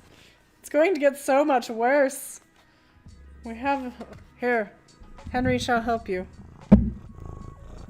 Tell them, naked cat, of your wanton ornaments. Well, sorry, buddy, you don't have wanton ornaments. You're neutered. My bad. Sorry. That was mean. Would thou hast hearkened to my words and stayed with me. Oh, don't blame her, bitch. Don't you dare. But thou hast hearkened to my words and stayed with me as I besought thee, when the strange desire of wandering this unhappy morn, I know not whence possessed thee. We had then remained still happy, not as now, despoiled of all our good, shamed, naked, miserable. Let none henceforth seek needless cause to approve the faith they owe. When earnestly they seek such proof conclude, they then begin to fail. I almost want to be like, bro, don't be like, bitch, if you had just stayed. He's an ass. This is your fault. Okay. To whom soon moved with touch of blame thus Eve. What words have passed thy lips, Adam severe? Impuest thou to my default or will of wandering as thou callest it? Which who knows but might as ill have happened, thou being by, or to thou perhaps. Hadn'st thou been there, or here the attempt, thou couldst not have discerned fraud in the serpent, speaking as he spake, no ground of enmity between us known. Why he should mean me ill or seek to harm, was I to have never parted from thy side, as good have grown there still a lifeless rib. Being as I am, why didst thou not the head command me absolutely not to go, going into such danger as thou saidst? Too facile, then thou didst not so much gainsay, nay didst permit, approve, and fair dismiss. Hadst thou been firm and fixed in thy dissent, neither had I transgressed, nor thou with me. Yeah, bitch. To whom then first incensed, Adam replied, Is this the love? Is this the recompense of mine to thee, ingrateful Eve, expressed immutable, when thou wert lost, not I, who might have lived, enjoyed immortal bliss, yet willingly chose rather death with thee? And am I now upbraided as the cause of thy transgressing? Not enough severe, it seems, in my restraint. What could I have more? I warned thee, I admonished thee, foretold the danger, and the lurking enemy that lay in wait. Beyond this had been force, and force upon free will hath here no place. But confidence then bore thee on, secure either to meet no danger, or to find matter of glorious trial, and perhaps I also erred in overmuch admiring what seemed in thee so perfect, that I thought no evil durst attempt thee, but I rue that error now, which is become my crime, and thou the accuser. Thus it shall befall him to who worth in woman over-trusting lets her will rule. Restraint she will not brook, and left to herself, if evil thence ensue, she first his weak indulgence will accuse. Thus they in mutual accusation spent the fruitless hours, but neither self-condemning, and of their vain contest appeared no end. Except that, friends, is the end of book 9. Okay, cool. Yeah, bitch. Oh my god. We went from aroused to pissed in like a couple of I mean, goddamn, them wanton ornaments. You never know what's gonna happen. Never know. Okay. Crack in the neck. Quick stretch. Everybody take a break. I haven't even checked on YouTube because I've been looking at books. Hey, kitty.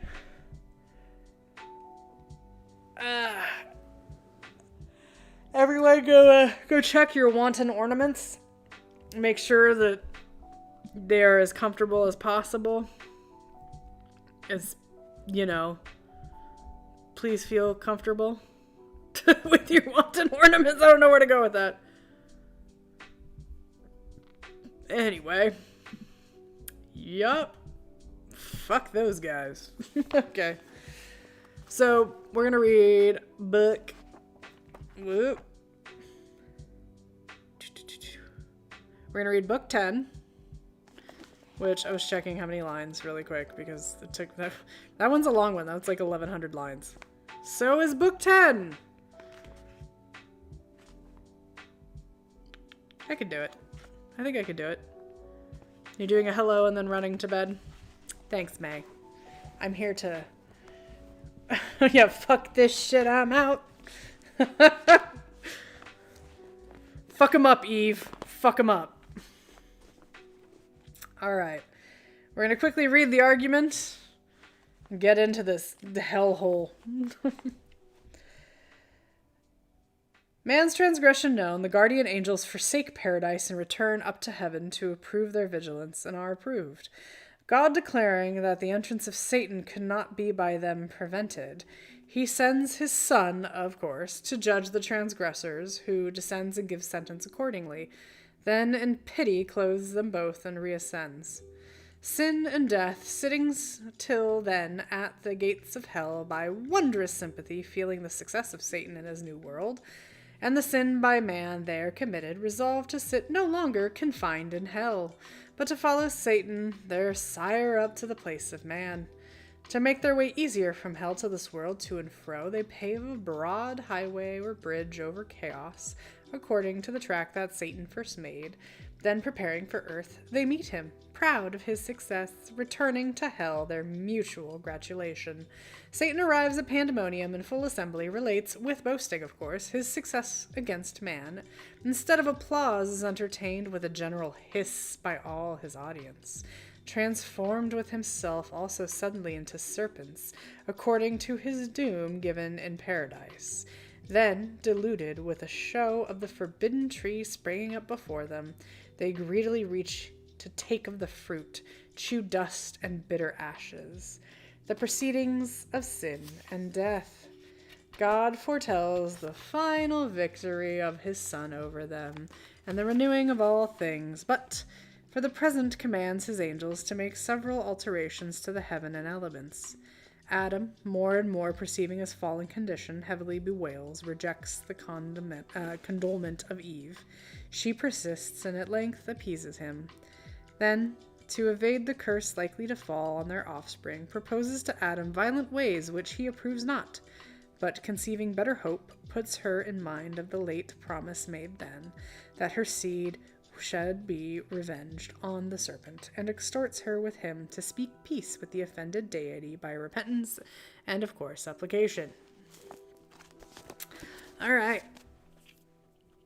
Are you guys ready for some sin, some death, some fuckery, and Stacy as probably the son of God? Alright. Let's go. Stretching. Meanwhile, the heinous and despiteful act of Satan done in paradise, and now he in the serpent had prevented Eve, her husband, she, to taste the fatal fruit, was known in heaven. For what can scape the eye of God all-seeing, or deceive his heart omniscient, who in all things wise and just hindered not Satan to attempt the mind of man, with strength entire and free will armed, complete to have discovered and repulsed whatever wiles of foe or seeming fiend. For still they knew, and ought to have still remembered, the high injunction not to taste the fruit. Oh, go fuck yourself, God. Sorry. They should have known better. It's like, seriously? Yay, sin! I don't know how many of you have had younger siblings or have to raise children. You should have known better. It doesn't work. Like, it doesn't. Fuck, it doesn't work for adults. But my God. You should have known better. You know why? Because Satan was just gonna pop up and be like, oh, the fruit of knowledge, blah, blah, blah. Look at this thing you've never seen before, and, like, verifies all the logic that you have by this free will and reason. But no, you should have just fucking known better that you weren't gonna die. Dick. Sorry. Anyway. Just lost my line. Ah, yes, for still they knew and ought to have still remembered the high injunction not to taste the fruit, whoever tempted, which they, not obeying, incurred, and what else, the penalty and manifold in sin, deserved to fall. Up into heaven from paradise in haste the angelic guards ascended, mute and sad, for man. For his state by this they knew, much wondering how the subtle fiend had stolen entrance unseen. Soon as the unwelcome news from earth arrived at heaven's gate, displeased all were who heard. Dim sadness did not spare that time celestial vestiges, and mixed with pity violated not their bliss. About the new arrived in multitudes, the ethereal people ran to hear and know how all befell. They towards the throne supreme accountable made haste to make appear with righteous plea their utmost vigilance, and easily approved, when the Most High Eternal Father from his secret cloud amidst the thunder uttered thus his voice. Assembled, angels, and ye powers returned from unsuccessful charge, be not dismayed nor troubled at these tidings from the earth, which your sincerest care could not prevent, foretold so lately what would come to pass. When first the tempter crossed the gulf from hell, I told ye then he should prevail and speed on his bad errand. Man should be seduced and flattered out of all, believing lies against his Maker. No decree of mine concurring to necessitate his fall, or touch with lightest moment of impulse his free will, to her own inclining left in even scale. But fallen he is, and now what rests but the mortal sentence pass on his transgression? Death denounced that day, which he presumes already vain and void, because not yet inflicted, as he feared, by some immediate stroke. God's a dick. As he feared by some immediate stroke, but soon shall find forbearance no acquittance ere day end. Justice shall not be his bounty scorned, but whom send I to judge them? Who but thee, vice-regent son? To thee I have transferred all judgment, whether in heaven or earth or hell.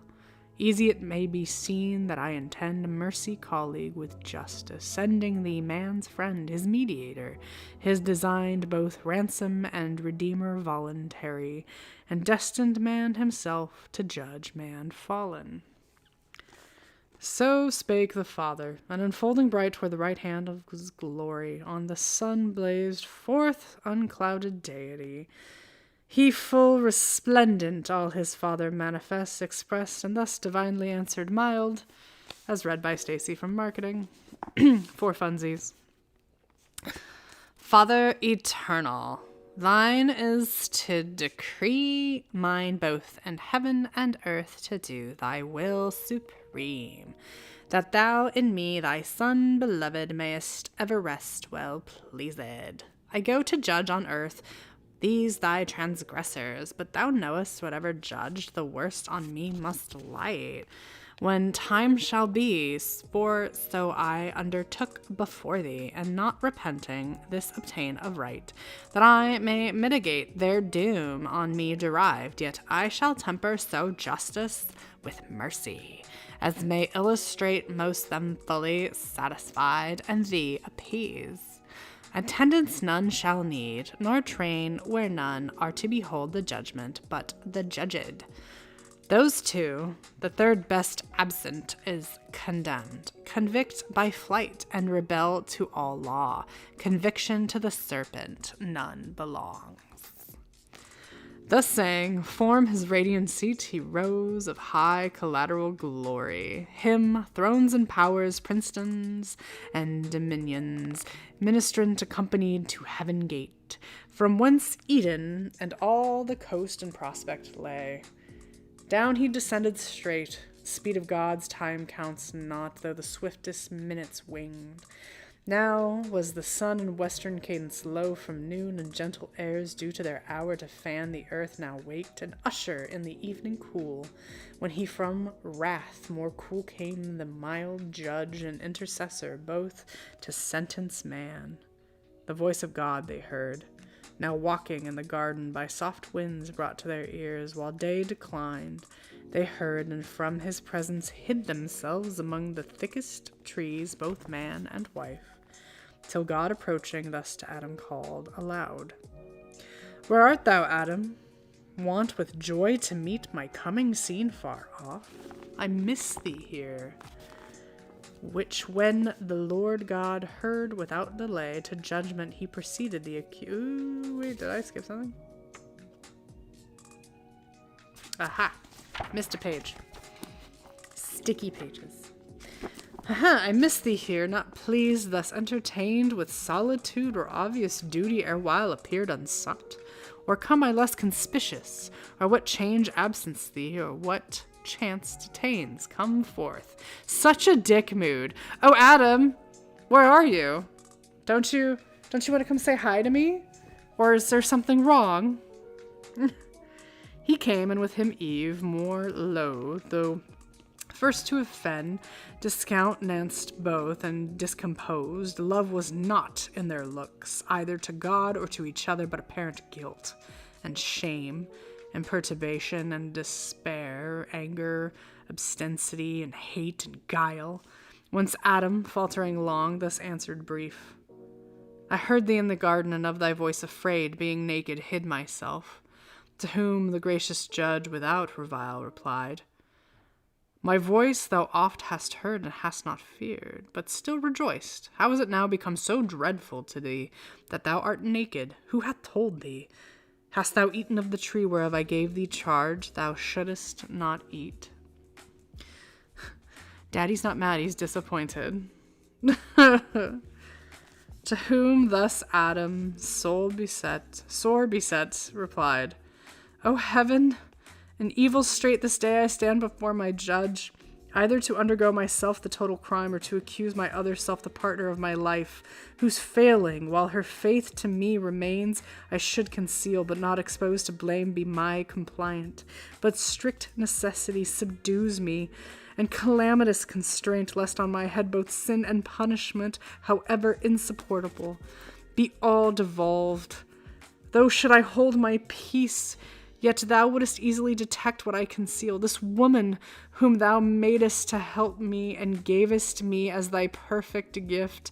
Go fuck yourself, Adam. So good, so fit, so acceptable, so divine, that from her hand I could suspect no ill in what she did, whatever in itself. Her doing seemed to justify the deed. She gave me of the tree, and I did eat.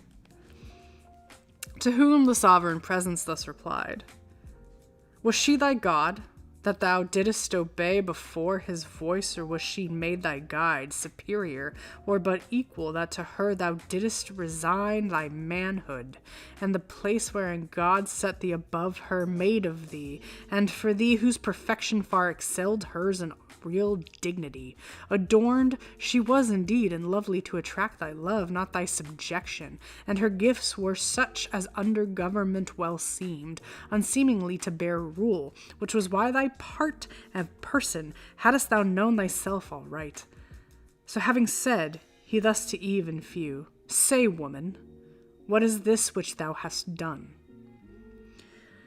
To whom sad Eve, with shame nigh overwhelmed, confessing soon, yet none before her judge, bold and loquacious, thus abashed, replied, the serpent me beguiled, and I did eat, which when the Lord God heard without delay, to judgment he proceeded on the accursed serpent, though brute, and able to transfer the guilt on him who him instrument of mischief and polluted from the end of his creation. Justly then accursed, as viviated in nature, more to know concerned not man, since he no further knew, nor altered his offense. Yet God at last to Satan, first in sin, his doom applied, though in mysterious terms, judged as then best, and on the serpent thus his curse let fall. Because thou hast done this, thou art accursed above all cattle, each beast of the field. Upon thy belly groveling thou shalt go, and dust shall eat all the days of thy life. Between thee and the woman I will put enmity, and between thine and her seed shall bruise thy head, thou bruise his heel. So spake this oracle. Then verified when Jesus, son of Mary, second Eve, saw Satan fall like lightning down from heaven, prince of the air. Then rising from his grave, spoiled principalities and powers, triumphed in open show, and with ascension bright, captivity led captive through the air. The realm itself of Satan long usurped, whom he shall tread at last under our feet. Even he who now foretold his fatal bruise, and to the woman thus his sentence turned. Thy sorrow I will greatly multiply by thy conception. Children thou shalt bring in sorrow forth, and to thy husband's will thou shalt submit. He over thee shall rule. On Adam last thus judgment he pronounced. Because thou hast hearkened to the voice of thy wife and eaten of the tree concerning which I charged thee, saying, Thou shalt not eat thereof. Cursed is the ground for thy sake. Thou in sorrow shalt eat thereof all the days of thy life. Thorns also and thistles it shall bring forth unbid, and thou shalt eat the herb of the field, and the sweat of thy face shalt thou eat bread, till thou return unto the ground, for thou out of the ground wast taken. Know thy birth, for dust art thou, and shalt to dust return. So judged he man, both judge and Saviour sent, and the instant stroke of death denounced that day removed far off, then pitying how they stood before him naked to the air, that now man's suffering change disdained not to begin thenceforth the form of servant to assume, as when he washed his servants' feet, so now, as father of his family, he clad their nakedness with skins of beasts, or slain, or as the snake of youthful coat repaid, and thought not much to clothe his enemies, nor he their outward only to his skins of beasts, but inward nakedness much more.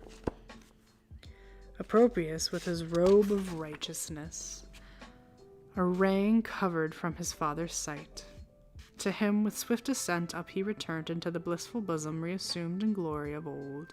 To him appeased all, though all-knowing, what had passed with man recounted, mixing intercession sweet.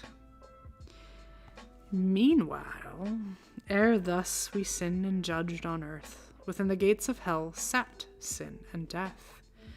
In counterview within the gates that now stood open wide, belching outrageous flame far into chaos, since the fiend passed through, sin opening who thus now to death began. O son, why sit we here each other viewing idly, while Satan, our great author, thrives in other worlds, and happily seats provide for us his offspring dear? It cannot be but that his success attends him, if mayhaps ere this he had returned, with fury driven by his avengers, since no place like this can fit his punishment or their revenge. Methinks I feel new strength within me.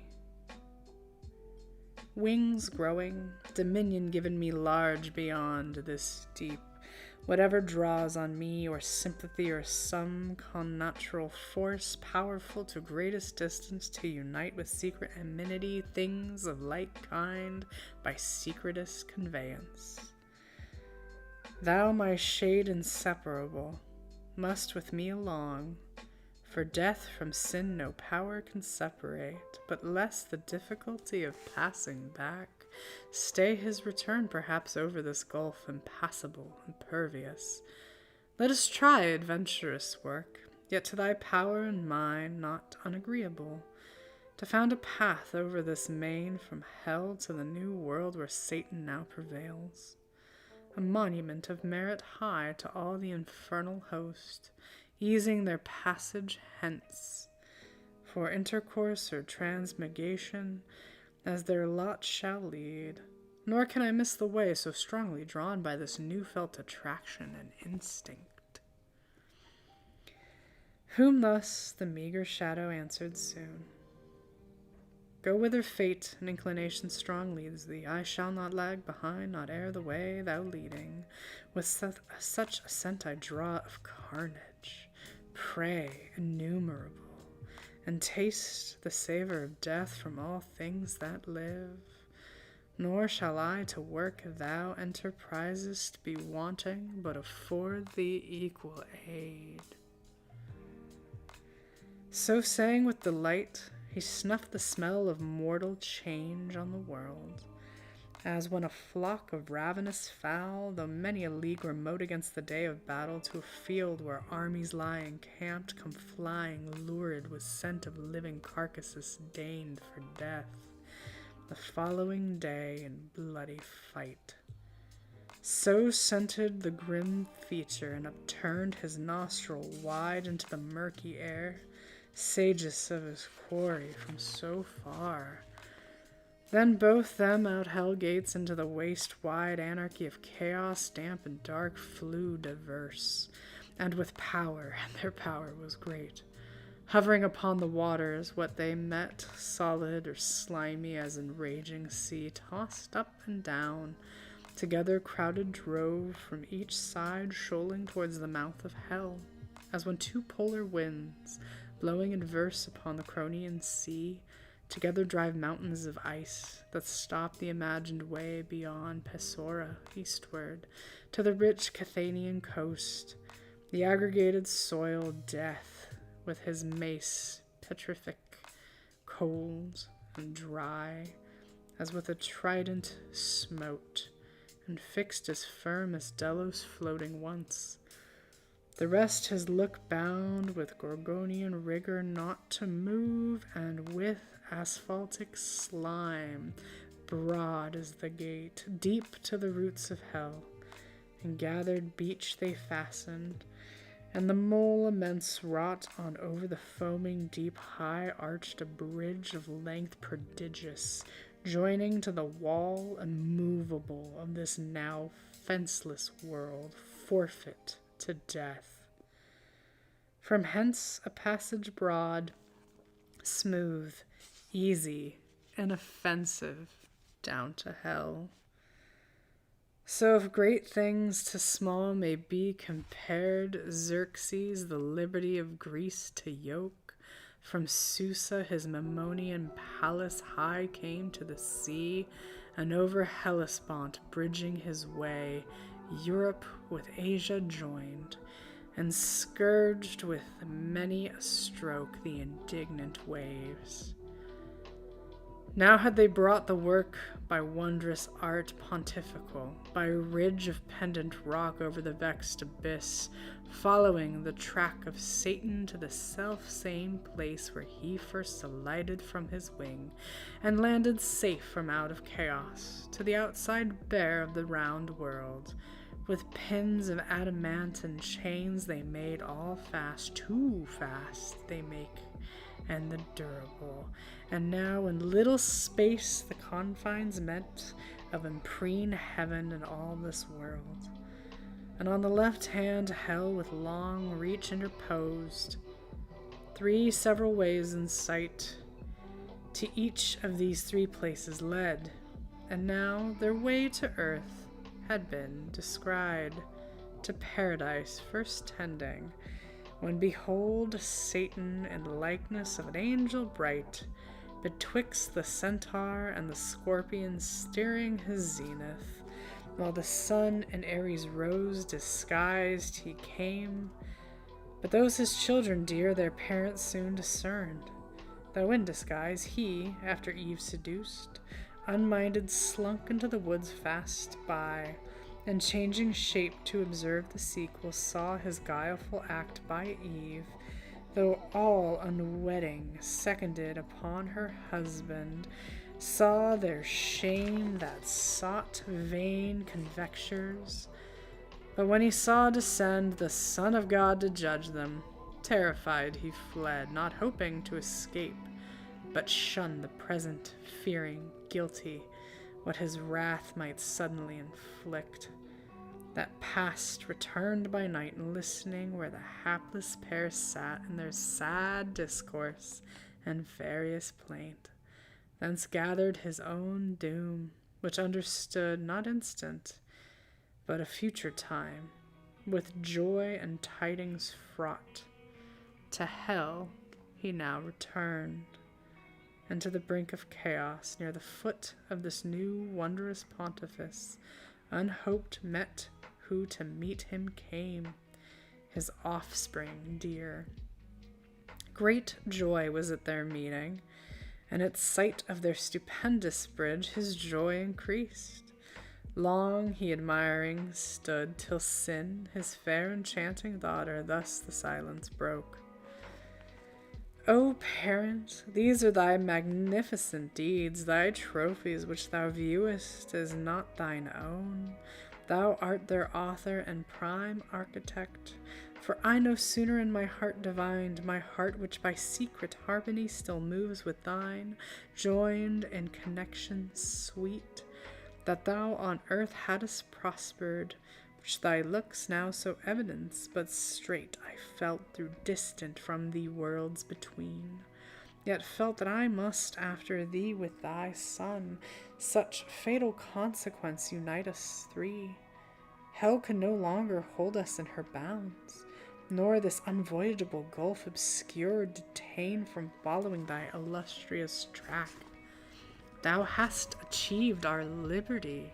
Confined within hell's gates now, thou us empowered to fortify us far, and overlay with this pretentious bridge the dark abyss. Thine now and all this world thy virtue hath won what thy hands builded not. Thy wisdom gained with odds what war hath lost, and fully avenged our foil in heaven. Here thou shalt monarch reign, there didst not. There let him still victor sway as battle hath adjudged.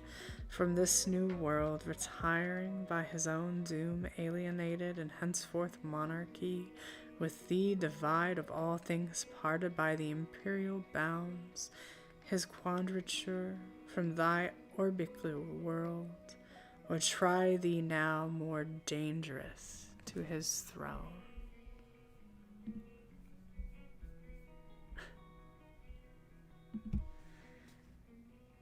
Whom thus the Prince of Darkness answered glad, fair daughter, and thou son and grandchild both.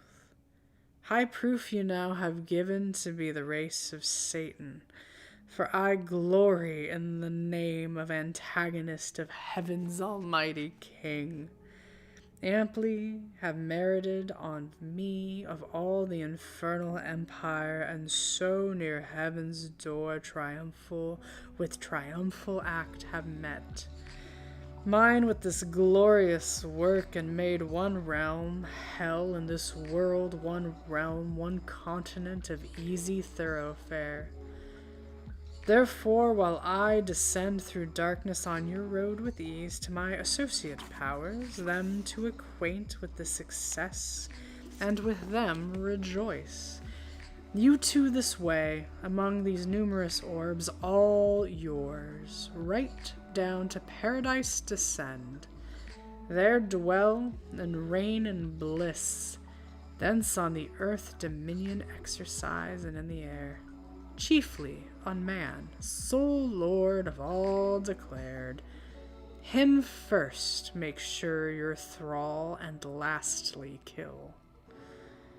My substitutes I send ye, and create Pelophiant on earth, of matchless might issuing from me.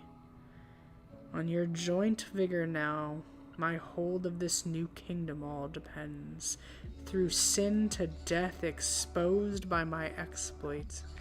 If your joint power prevail, the affairs of hell no detriment need fear. Go, and be strong. So saying, he dismissed them with speed. Their course through thickest constellations held, spreading their bane, and blasted stars look wan, and planets struck, real eclipse then suffered. The other way Satan went down, the causey to allygate. On either side, disparted chaos overbuilt explained, and with rebounding surge the bars assailed that scorned his indignation. Through the gate, wide open and unguarded, Satan passed, and all about found desolate. For those appointed to sit there had left their charge, flown to the upper world. The rest were all far to the inland retired about the walls of Pandemonium, city and proud seat of Lucifer, so by illusion called, of that bright star to Satan paragon. There kept their watch the legions, while the grand in council sat solicitous what chance might intercept their emperor's scent. So he departing gave command, and they observed. And when the Tartar from the Russian foe by Astrakhan came over the snowy plains retires, or partition Sophie from the horn of Turkish crescent leaves all waste beyond the realm of Aladul, in the retreat to Tarius or Casbin. So these, the late heaven-banished host, left desert upmost hell many a dark league, reduced in careful watch round their metropolis, and now expecting each hour their great adventurer from the search of foreign worlds. He, through the midst, unmarked and show, plebeian angel militant of lower order, passed, and from the door of that Plutonian hall, invisible, ascended his high throne, which under state of richest texture spread, and the upper end was placed in regal luster. Down a while he sat, and round about him saw unseen. At last, as from a cloud, his fulgent head in shape star-bright appeared, or brighter clad, with what permissive glory since his fall was left him, or false glitter.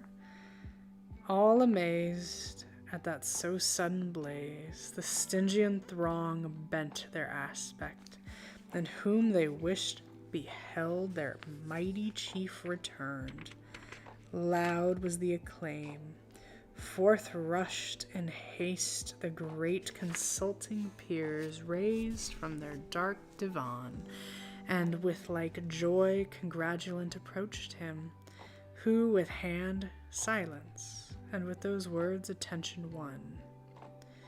Thrones, dominations, princedoms, virtues, powers, for in possession such not only of right I call ye, and declare ye now returned successful beyond hope, to lead ye forth triumphant out of this infernal pit abominable, accursed the house of woe and dungeon of our tyrant, now possess as lords a spacious world to our native heaven little inferior, by my adventure hard with peril great achieved. Long were to tell what I have done, what suffered, and what pain voyaged the unreal, vast, unbounded deep of horrid confusion, over which, by sin and death, a broad way now is paved to expedite your glorious march. But I toiled out of my uncouth passage, forced to ride the untouchable abyss, plunged in the womb of unoriginal night and chaos wild, that jealous in their secrets fiercely opposed my journey strange with clamorous uproar, protesting fate supreme. Thence how I found the new created world which fame in heaven long had foretold, a fabric wonderful, of absolute perfection, therein man placed in a paradise, by our exile made happy. Him by fraud I have seduced from his creator, and the more to increase your wonder, with an apple he thereat offended, worth your laughter, hath given up both his beloved man and all his world, by sin and death a prey, and so to us, without our hazard, labor, or alarm, to rage in and to dwell, and over man to rule as over all he should have ruled. True is me also he hath judged, or rather me not, but the brute serpent whose shape man I deceived, that which to me belongs in enmity, which he will put between me and mankind. I am to bruise his heel. His seed, when is not set, shall bruise my head.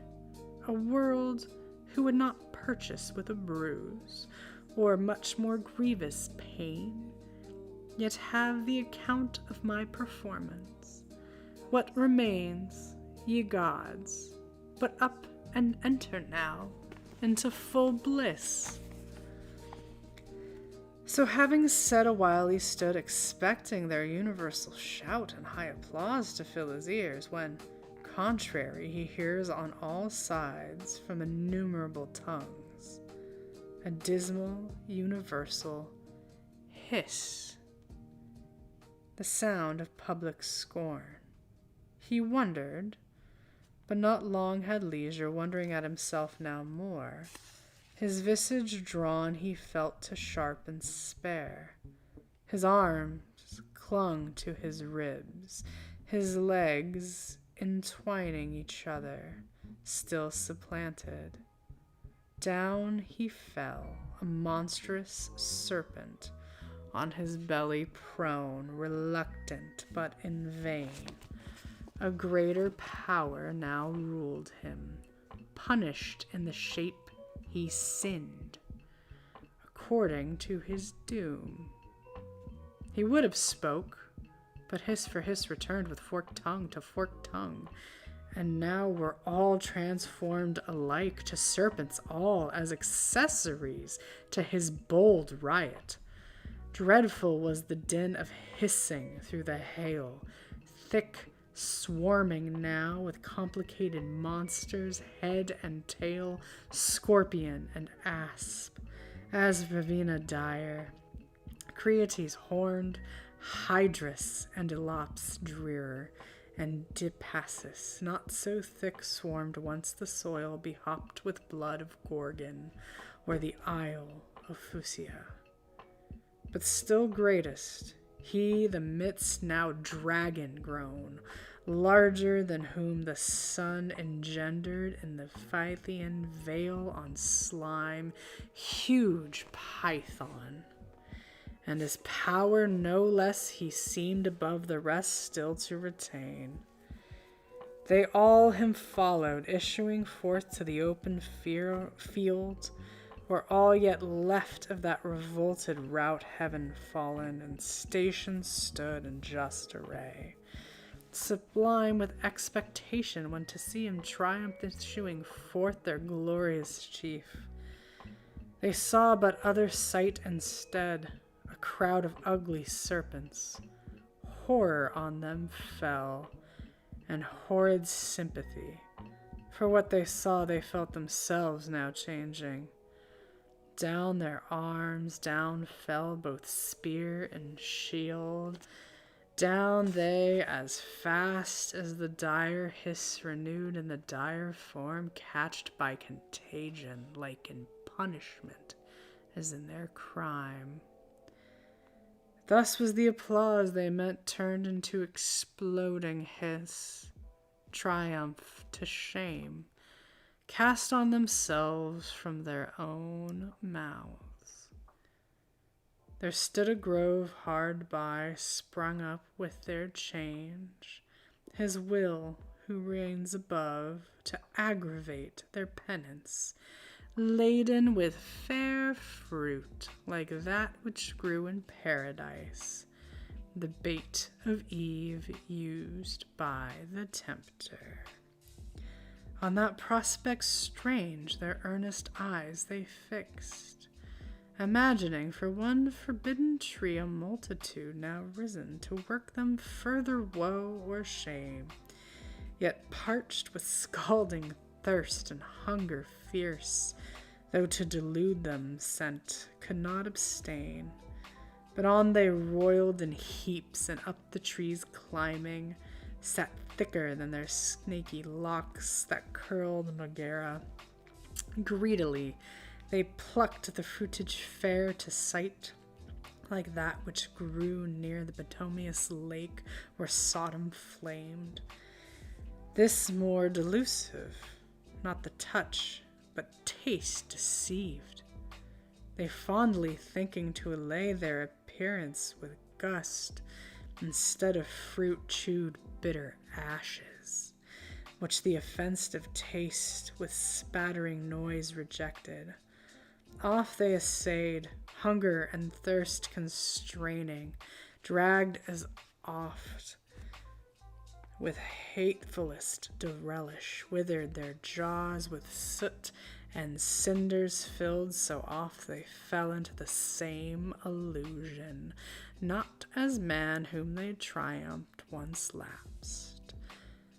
Thus were they plagued and worn with famine, long and ceaseless hiss, till their lost shape permitted they resumed, yearly enjoyed, some say, to undergo this annual humbling certain numbered days, to death their pride and joy for man seduced. However, some tradition they dispersed among the heathen of the purchase got, and fabled how the serpent whom they called Phaon, with Eurynome, the wide encroaching Eve perhaps, had first the rule of high Olympus, thence by Saturn driven, and by Opsier a Dietitian Jove was born. I'm actually going to pause here. This is halfway through book 10 because I'm losing my voice. I'm like, oh God. Thanks, Kitty, for the reminder to hydrate, but I don't think it's going to save me. Reading Satan for 2.5 hours is kind of hard. So I don't know if I'll be able to do 2.5 books next time because I think these are the 2 longest books in the end. But we're going to pause here. And we will resume next Sunday with the rest of book 10. And the wide world of Satan being like, fuck yeah, oh no, now I'm punished for doing the thing that I was foretold I would do. Same thing for Eve, same thing for Adam. God's kind of a dick. But anyway, gentle reminder, next week I am off from streaming, but we'll be back Sunday. So kick it, hang out. Mama's going to pick up a couple of my streaming slots. She's still trying to figure some stuff out. So keep supporting her. I will be checking in on Discord. I just have to do work things. Boo, work. And hopefully it'll be okay. But anyway, thank you, everyone. Hopefully you're exceptionally sleepy and or have already fallen asleep. I will talk to you soon. And get some rest in this cozy evening. In the meantime, we will raid to something cozy. Thanks, everybody. Talk to you soon. Boop, let me go find a cool raid.